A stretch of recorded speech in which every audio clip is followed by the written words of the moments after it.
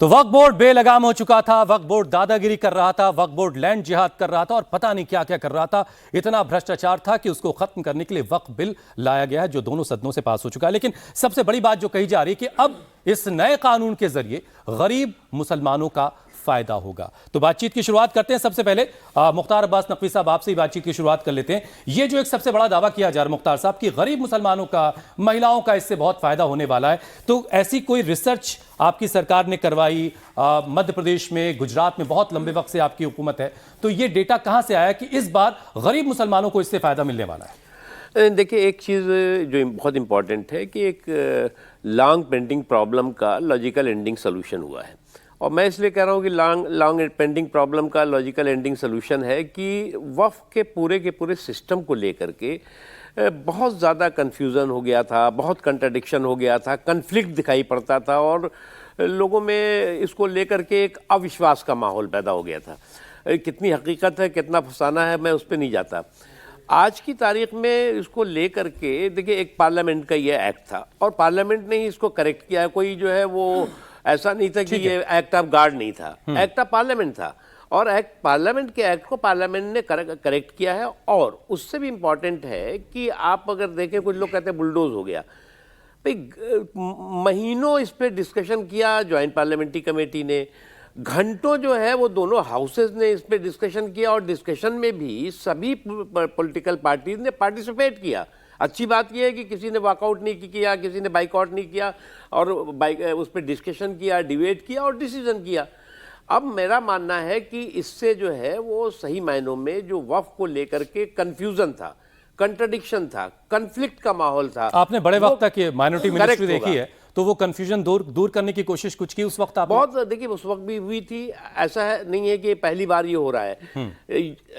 आपने जो जिक्र किया कि 1913 के बाद या 1923 के बाद जो है, अगर आप देखें जब आज़ादी आई तो उसके बाद 3 या 4 बड़े इसमें अमेंडमेंट हुए। लेकिन वो अमेंडमेंट जो है वो जिन्ना के समय जो वक्फ मुसलमान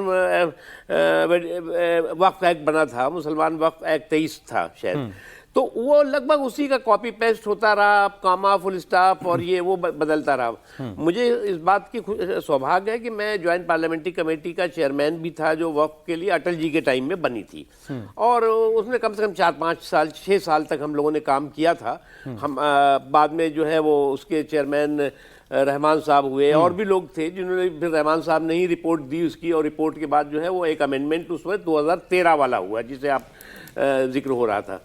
तो कई अमेंडमेंट है, लेकिन मैं एक बात हूं कि सुधार जो है वो कोई आखिरी नहीं होता।